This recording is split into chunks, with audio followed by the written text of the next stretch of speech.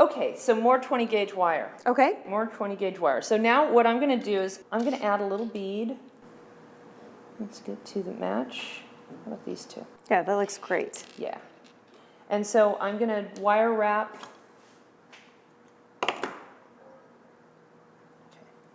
A quick loop.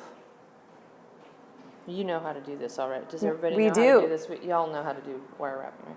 Okay. So making my loop, connecting it to my flower. Let's try to get, I know what I'm doing here. Whoops. Uh-oh. Flower down. Okay. She recovers. Okay, so now I'm going to take my round nose pliers and hold across so that I can use, I start with my fingers, but I use my chain nose to complete the wrap. We learned about that. It's much easier to get in those small spaces. Exactly. But if you find that you've got a nice long tail and a good grip, there's no reason why you can't do it with your hands. Okay, so now I'm going to add a bead. Oops, look at that. Look at that little mess. Save your clippings.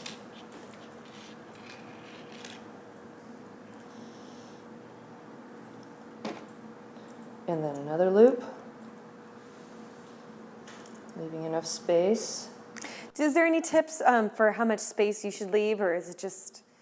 You know, I have to say, I have done thousands and thousands of wire wraps. And it's one of those things where it's part of your aesthetics. Some people do like to have a really long coil. Mm-hmm. I like 2 or 3 wraps. So it tends to be like 1/8 of an inch.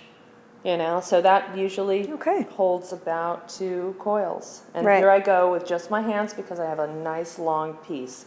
When I first learned wire wrapping, we pre-cut all the lengths. Mm-hmm.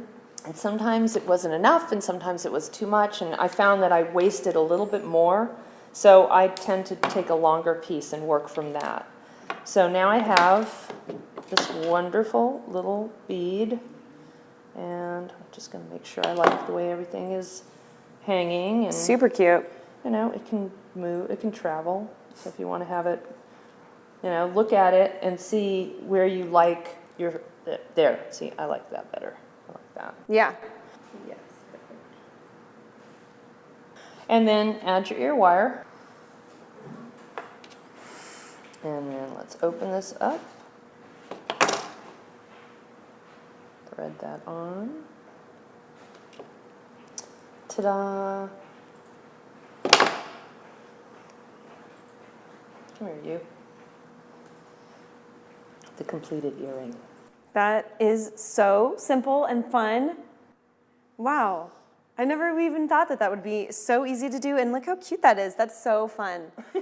Let me tell you though, I am so into daisies right now. That's like a huge flower, like in fashion. And how fun would that be to wear with like a cute little summer dress? I would love that. So, you know, repeat there for the other earring, and then, you know, selecting some chain. This is a really lovely chain, and I'm going for the flat theme. So this is a flattened chain to go with the flattened flower. Mm-hmm. And same thing, I'm, you know, just going to attach. All right, switch it around. I switch hands. And so same process, right? Same, it really, wow. Yeah. And the wonderful thing about wire wrapping is that, you know, the more you do it, the better you get at it. And it is timeless. It will last and last and last. I live in my little bracelet here, and it doesn't require soldering. So for some people who, you know, aren't as ready to take the plunge into, you know, lighting fires and stuff like that, which, not me, I like fire. Then, you know, you can make jewelry that will last. And, you know, I think that that's important, you know, making something that you know is going to be around. Okay, so I have a very scientific method for measuring. I wrap it around my neck and I go, okay, that's about right. Now, you know, you can be more precise, of course, you know, and there are plenty of people that will be. And so I'm just going to snip that. And we actually made our own jump rings in Ooh, this cool. course. I know, we're very self-sufficient here. But what if I wanted to buy these, which this is obviously a huge time saver. Yes. What is there anything we should know if we want to purchase something like this? Like, is there a gauge or is the size or anything? Well, there are so many different styles of chain available out there, and if you go to the right bead store, jewelry supply store, they will have a fine array of Okay. large rings, small rings, tiny. It's just you can't even imagine. I mean, Right. I've seen like just rows and rows and rows, and they've done them in the other metals too, so you don't have to be locked into sterling silver. Right, you can You match know, in, yeah. Yeah, you can go for, the base metals. They're doing it in pewter and gunmetal and, that's cool. brass and Yeah. copper. And so, yeah, you can have these great looks. And also, what's really cool is mixing. So, Yeah, the rules. we love that. Yeah, the rules are there are no rules. So That's you can do right. whatever it is that you feel That's- like doing. I There's love it. colored wire out there, at some of the craft stores. Yeah. Play with it. Have fun. Imagine each one of these flowers in a different color and how whimsical and it just takes everything, to the next level. So I'm going to, thread on the chain just like I did the ear wire. So, I mean, this is all a universal technique. And I just love how everything is relating. It's so easy. yeah, we like to keep it easy, Yeah. I have friends that do all that seed bead stuff. Uh-huh. Good for them. My brain doesn't go there. But then they may say the same thing about macrame or bead making or, whatever. Everyone has their specialty. Exactly. And just enjoy what you do. And, it's all good. Okay. So now I'm going to do the same thing for the other side. And you're going to say, well, wait a minute. What about the clasp? Well, wait a minute. What about the clasp? Ooh. Excellent. Yes, see. So I've already got my clasp waiting. Okay, and Then we I- learned how to do this exact clasp in our course, so refresher on that. Yeah, definitely, if you're going to make your own jewelry, I mean, really, yes, I'm buying chain, because it'd be kind of crazy to make that. But Right. there's no reason why you can't, if you know how to make a jump ring, you can make your own chain. Right, yeah. But, if you can make your own clasp too, then you can personalize it even more. Right. And I mean, whether it be that this had another loop and there's a bead that looks similar to this, you have a multitude of options. So you might as well take advantage of it. Now, granted, if you like a lobster claw, use a lobster claw.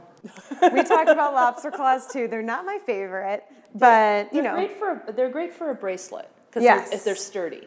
yes. So again, here I go, making my loop. And, okay, I'm so good at tangling things. That is one of my superpowers. Of course, the other superpower is untangling things. That all balances out. Yeah. All right, so here we go. We're doing the other side. I always start things with my fingers. And then bring the chain nose pliers in. Nice and tight coil. Press it down. I like to take this like on the face of it, and it really pushes it all down so that the end of that coil is lying flat. Right.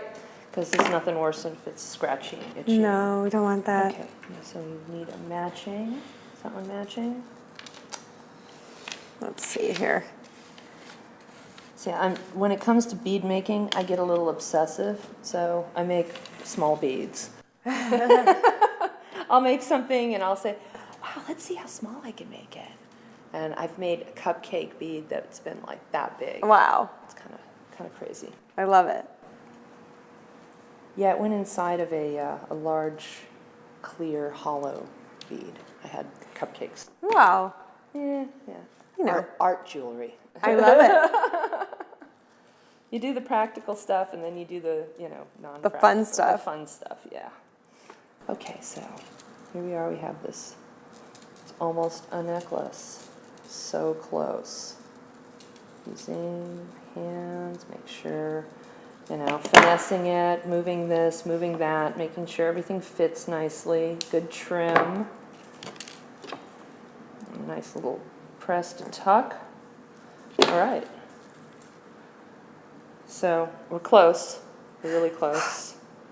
It's starting to become something. It is. It is. Do you have any like special tips or tricks? Because we did talk about like selling online or farmer's market or consignment. I mean, you have your own store, so. Right. And I've done all of those things. I've done craft shows, bead shows, consignment. I've, pounded the pavement.